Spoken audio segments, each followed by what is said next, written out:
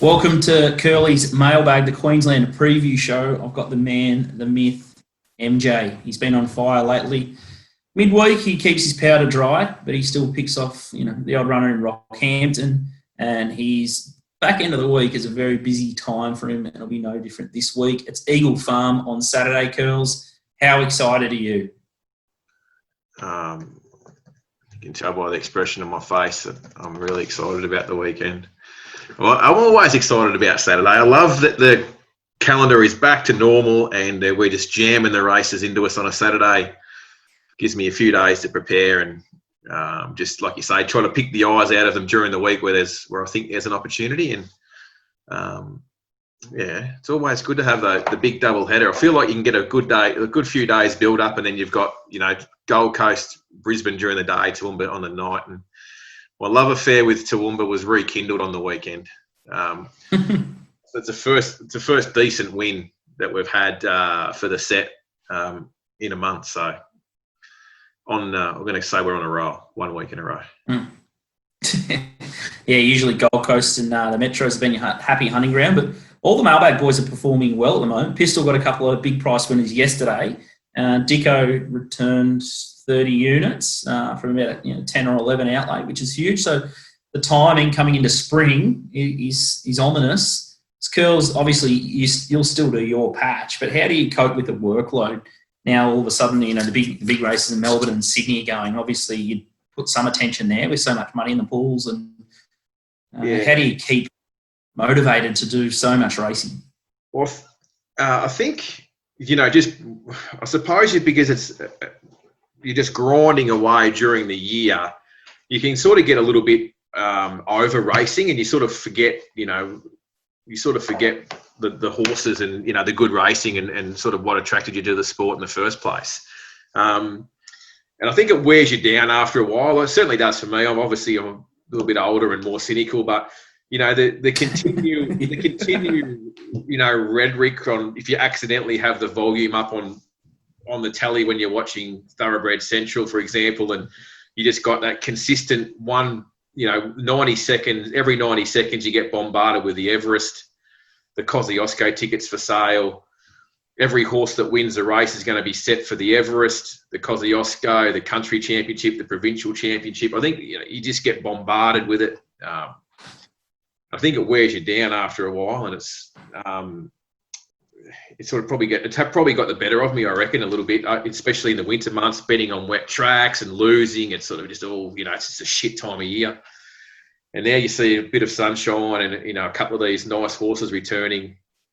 It does rekindle your interest a little bit. And I think it's a lot easier to work through good meetings, in good weather anyway, for me, on nice firm tracks where fast horses run fast, rather than those big tracks where fast horses get slowed down. So I think you enjoy your work more. And then, I don't know, I think just the excitement about the Melbourne races in particular for me. I'm not a massive Sydney fan as such. I just like the Melbourne Spring Carnival, maybe a bit biased because I grew up there, but it's just exciting to see some sun and some firmer tracks and some horses some nice horses starting to emerge. It just makes it easier, I reckon. Interesting to see how Wisdom of Water goes with Mick Price down in Melbourne. Now, looking at Eagle Farm, it's a good 4 at the moment, rail plus 2.5.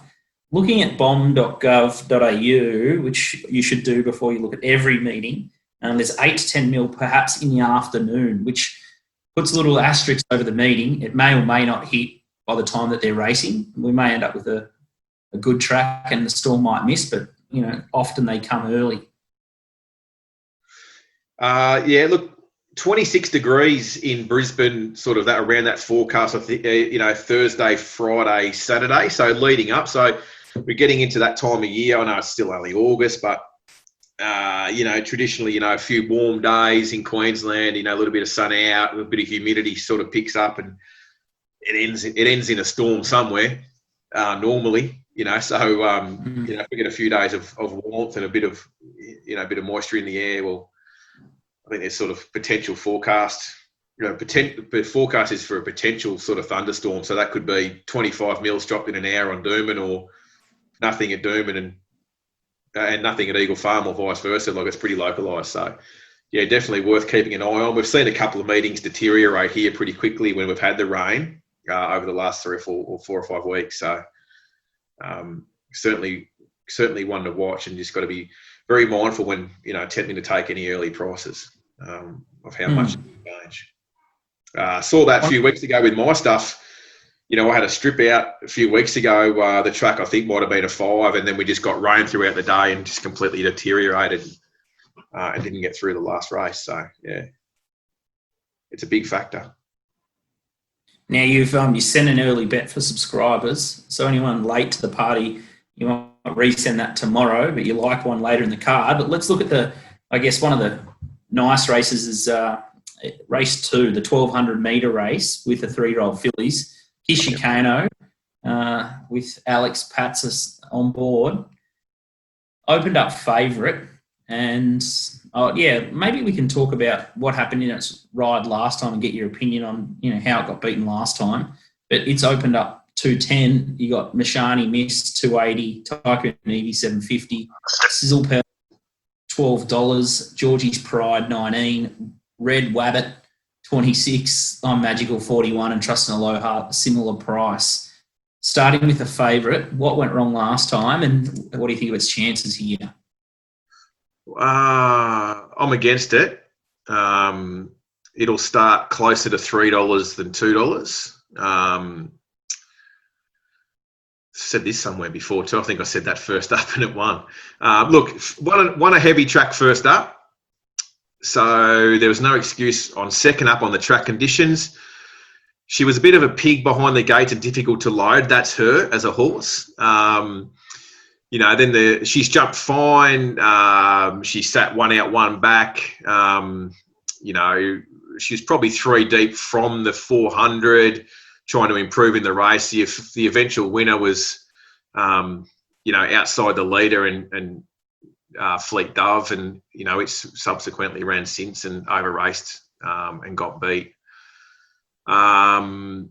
Look, she was there to win at the 100. She did measure up to them.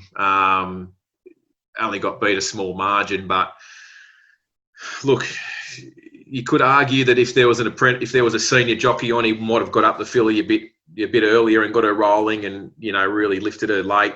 It was a bunch finish as well on that day. What was there, 4 across the line or something like that? 4 of them went across the line with not much between them. So there is no way that was a run of a horse that should be even money this week at all. I'm just looking at it quickly here. There was a long neck between the 4 of them as they went across the line. So big question mark.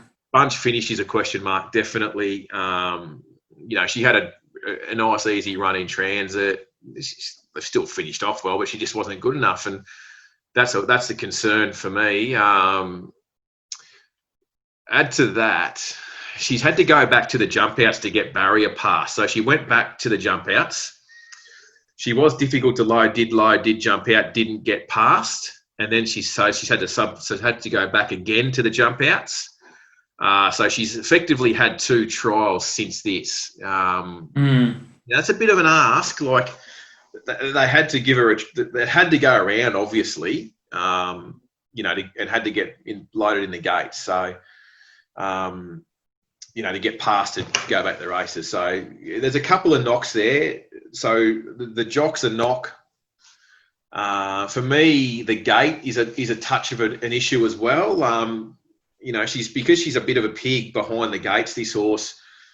If she jumped like she did last start, she wasn't slow away, but she wasn't, she doesn't ping the lids. So, she's got a tricky enough gate where she's going to have to make some decisions, I don't know, it's only gate 4, but that sounds silly. But yeah, in a small field, sometimes you can end up 3 wide.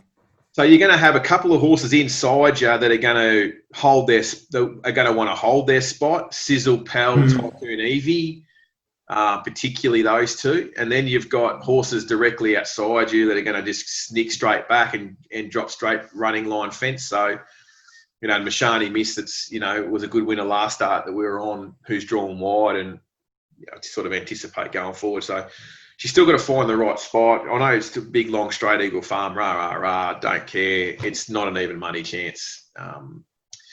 I'm keen on. Oh, look, we're on Mashani Miss last start. I keep saying that because we took $12 and it started about 7 and got the job done. Started 8. Knocked off the Spruik. Knocked off the Spruik horse in Blue Zebra. This is a different proposition this week. This is 1200. This is the first time that this horse has got out to 1200, which is always, somewhat of a question mark, I suppose. But look, it was good. It was a good win. Done a bit of work both ends, led and then held Blue Zebra out, made Blue Zebra work to cross it, and then James Allman was straight off the fence and made sure Blue Zebra had no peace. So I thought the win was full of merit, and it can definitely go on with it again. Taking a small position early on the 8 Tycoon Evie. I think this horse is a full sister to Winning Rupert, that very smart animal that... Bjorn's, is it? Yeah, Bjorn trained it. Bayern trained it. This horse was... We were on this small win, big place on debut behind Blue Zebra. I'm not saying it would have beaten Blue Zebra, but it would have been a totally different race if this horse had the blinkers on, which it wore in its jump outs. The horses jumped like 3/4 of a length in front and then restrained and sat 3 deep.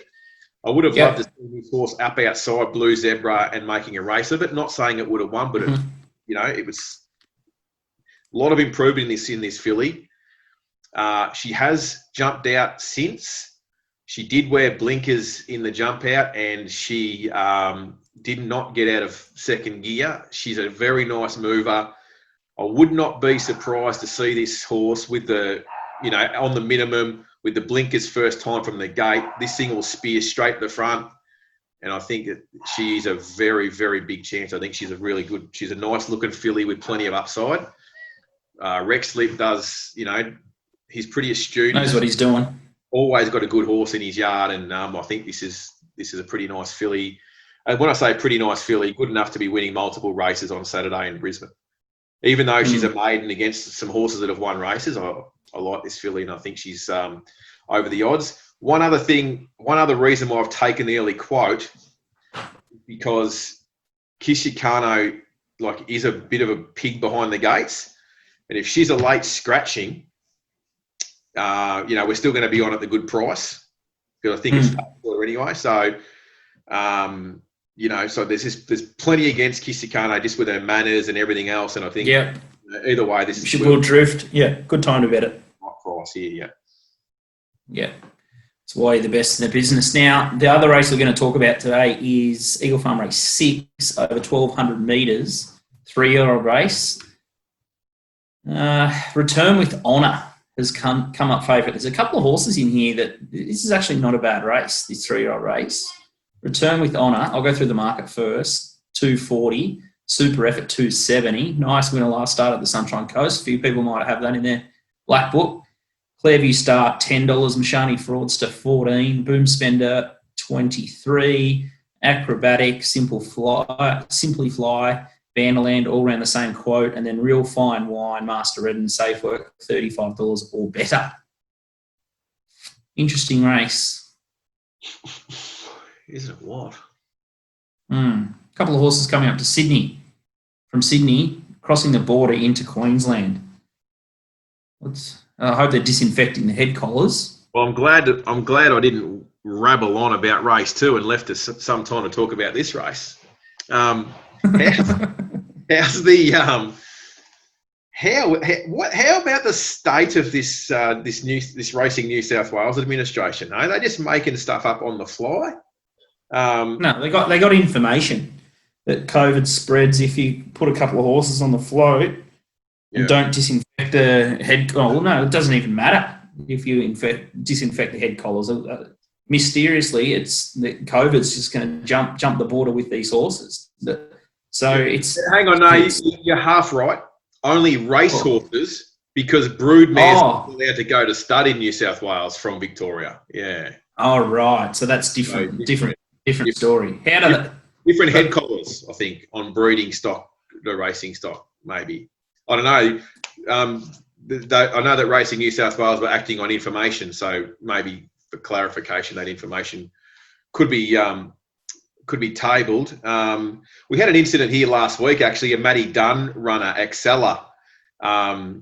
There was a delay when it was, look, I don't know. You read the stewards report, it's complete, it's just crap. The reality is I think the story on course was stable hands that travelled with the horse were at a hot spot previously and were marched off course to get COVID tested and then were to get back to the stewards with the results. And that's what constituted the delay last week. So anyway, here we are, another New South Wales horse sent up here to try and derail racing in Queensland by New South Wales. Isn't it? Incredible tactics. I don't know. With, New South Wales cases just ballooning. I just don't see how prediction. New South Wales can ban Victorian horses, but they can still travel horses north anyway. I suppose we can only deal with what we've got in front of us, and that's return with honour for Gerald Ryan because he wants to kick this horse off on a good surface, and you can't find one in New South Wales because it's a bog hole. It's all the runoff into Randwick and it's all sorts of drainage problems. I did read about that, about the, while I was brushing up on a little bit of my civil engineering skills that I don't have. I read an article somewhere. I read an article about how there has been some works around, the suburb and basically the runoff onto the racetrack is why it can't drain. Not the actual track itself, it's the runoff from the buildings around it and works around the track. You think Sydney would be Warrnambool? I'd nearly challenge that Warrnambool's had better surfaces all year than what Randwick and Rosehill have had. It's just phenomenal, the amounts of rain and irrigation that's gone onto those tracks. Obviously, my horse Britannicus is down at Wild Racing doing a fantastic job there, but Warrnambool's meant to be the wet and wintry, tracks. Here they are in Sydney. It's just beyond belief. It just seems like they're not investing enough money, and their strategy or track preparation is just out the window. But who knows what happens up in New South Wales? It's all a closed shop. So who's going to write a story about it? Like, who's going to shine any light on what's wrong with the place up there? You cannot get any critique in the local. Look, everyone's just run completely scared of this bloke. I'm not critical for the sake of being critical either. I think my frustration on most things is just born out of the want to be better for the industry. I think is the source of my gripes. Now, whether that's the quality of jockeys or lack of in Queensland we have meetings getting called off because of lack of jockeys, but you don't see anything from Racing Queensland. It frustrates me, and. Similar thing in Sydney, I suppose, with the tracks. You don't hear anything. You just want it to be better, just people continue to bash their head against the brick wall. And, turnover, I don't know. I don't follow New South Wales racing strongly enough, so I can't comment really on the turnover. But it's hard to see the figures, mate. Yeah, well, transparent. You don't know. Not transparent. Anyway, Gerald Ryan, too clever. He said, I'm not running return with honour on a bog hole shit track in Sydney. I'll send it to the Sunshine State on a nice firm eagle farm surface to kick off. So I suppose this return with honour has chased the right horses home, hasn't it? Like, we had three good, 3 barrier trials before winning at Randwick, leading all the way. Got beat. That was a heavy track when Salsa... The Black Opal. The Black Opal's it's better run. Salsabill won on a heavy track, and then it was like everyone on Sky got on the wheel and pumped it up, and it was like $2 into $1.12 to win the Golden Slipper off that run. Just like they do there with their promotion and spruik of horses. Like Nature Strips into $1.07 for the Everest off its trial the other day. Then it ran third to Prague, so it's chased some decent horses. The Barbaric form's good. That's probably its best run, Barbaric. People remember Mimi LeBrock as a horse, and it's Barbaric's out of, or by I Am Invincible out of Mimi LeBrock. So there's good enough form there, and I guess it's a matter of can it do it this time around back onto the dry surface, which and I suppose the thing will argue that. Yeah, and the gate, like where do they go? That's the other thing. Like I'm sort of looking at sort of midfield with cover on mine, for the work I've done thus far. So yeah, it'd be interesting to see sort of where it gets. Super effort. Well, I think we're on that too. Actually, the service might have been on that. Not sure. Big Waller man these days, aren't you? El Dipman, Waller, little trumpet. I wouldn't say that I'm the only punter in Australia that can get on the right Waller horse at the right time, but geez, we've had a run together lately. Christopher John, is it Christopher John? CJW? He's too good of a trainer to let happen what was happening up here with those horses that were just going around day in, day out and going no good. Robbie Fraud used to ride a bit for Christopher John. I don't think there's any coincidence that he's been given that and Lukey Dollars Dittman's gone on board and he's riding with them everywhere. Look, they've obviously made a change there and it's working. So you can sort of follow their horses. And I thought this win was, look, it was short, blah, blah. It was expected to win. It was heavily backed and it was only at the Sunny Coast in a maiden. But, I reckon those Waller horses have like a very common characteristic, with their head carriage and the way they gallop. I don't know what it is, but it's like you see those good Waller horses, they just seem to like, to really sort of, I don't know, it's like they've got their head down and they're just really, when they're asked to charge, they just really sort of, like dig in and charge. And this horse, I've seen something, it traded something like $10 or $16 or in run or something when the leaders kicked on the corner and he was just sort of like gathering that momentum. And then, the Waller runner sort of half head, sort of neck on the side a little bit and just sort of dropping the shoulder and really charge into the line. And once Dittman give this thing a kick and, it attacked it well, sort of not sure exactly on the map, where it gets to, from the one gate. You don't sort of normally see these sort of horses, wanting to lead, but not sure. It's going to be right there, and it's a matter of whether something takes it up. The other horses are pretty well exposed on all their, with their form. What about the Toowoomba horse? Yeah, I was going to say the Toowoomba horse, Simply Fly, 870 races. Obviously, are they just trials for some of those good horses? How do you quantify a horse going from 870 to 1200? Like down in Victoria, I'd say that'd be a no-no. Or you're more likely to see a horse go from a 900 metre or an 855 to 1,000 or an 1,100 metre race in Victoria. But up in Queensland, what's the 870 from Toowoomba to 1,200 like? Navigate us through that. Yeah, look, it's normally a no.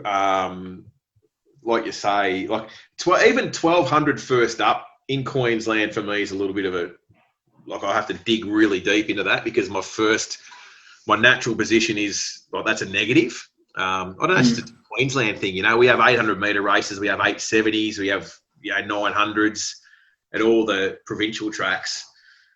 And then you get to a proper racetrack like Eagle Farm and, they're 1,000, 1,200. So, look, we found this horse for the service off the jump outs. We backed two horses in the race. The second horse out of this race was going to be a better result, Blue Harmony. Its race since subsequently failed. But, like short course races, they don't really count per se as sort of like real good form races. You can only like look at the horses for what they did out of it and treat it like a trial going forward. I would have sort of probably preferred this at 1,000 second up, but it is a month between runs. It has had a jump out since. Look, it shouldn't have won first up. It sort of got inconvenienced at the start and put in a little bit of a rough stride, half a little buck sort of thing. Still managed to balance up, pick itself up and win, which is a pretty good effort. So I sort of thought this horse could go on with it. Certainly one that's, could be over the odds here at the price. But you're taking that premium price because of that, because of exactly what you said. The 870 to 1200 is a big question mark. It's hard to see any, massive reasons for a firm outside of stable confidence. And like I said a bit earlier about Rex Slip, he's an astute trainer. He doesn't, he won't take him to town unless he thinks they can run well. And particularly for these owners, Eureka Stud colours here. They've had plenty of success in Queensland and with Rex as well. So, look, this horse is not down there to make up the numbers, I wouldn't have thought. And, it could well measure up on what we saw on debut for sure. So the two favourites and the Toowoomba horse, the way you're thinking there. Look, Curls, it looks like a really strong card throughout the day. You've got Super Contender. There's some really, really good races. Escape to Paris heads up another field. Woman of Gold. It's probably one of the deepest and best cards that I've seen in Queensland, I think, for a while. They are. It is a strong attack. Yeah, look, even if you look at that open handicap, you got a horse like Snitch who's resuming. He trialled Super. He's had a couple of barrier trials now. His last one was particularly nice. He's a gold market winner last start. Chased Queensland's best horses all the way through last prep. Horses like Nicanova, etc. So, yeah, look, it's not a bad open handicap. And it's not a bad day all around, really. It's plenty of exposed form there in those other races. So, nice firm track at Eagle Farm, and hopefully we can continue our winning way. We've had a couple of good winning sets the last couple of Saturdays. Being able to adjust on the run, it's the things I spoke about. We've seen last week. Like I had a couple of early bets at Doomben because I thought the track would play a certain way, and then after the first couple of races, it was just like, take those sheets, rip them up, and we have to bet on the run here. And we ended up backing a couple of winners later in the day, which were well under my originally rated price. But when you adjust on the fly, and with this service, the way we operate, that we do bet late as well as early, so it does. We do cover all bases, and we're able to get away with a win. So, yeah.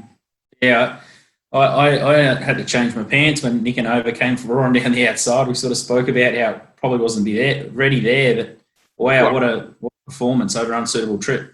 Yeah, Unsuitable Trip and around Durban, which we sort of anticipated with favoured leaders, and he's gone like a jet, Nicanova.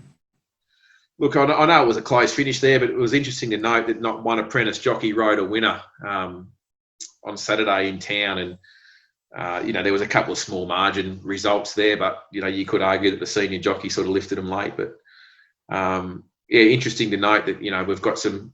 I said this on the deep dive. We've got some apprentice jockeys riding in town claiming 3 that still claim 2 in the provincials. So they're getting to town really early and still learning their craft. So I'd rather steer away from those types of shorties with the inexperienced jock on at this stage. For it's not necessarily as a rule, but it's certainly a form factor in Brisbane at the moment.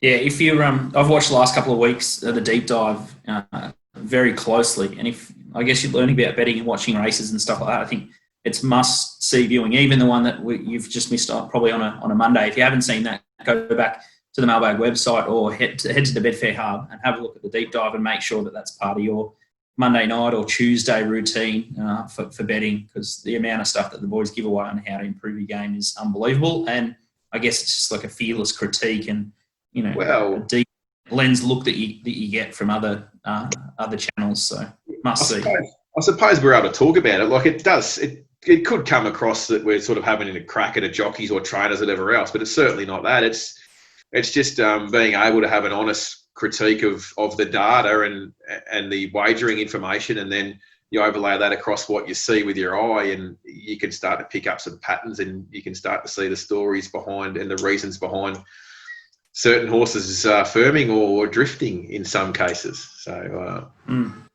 yeah, well worth a watch.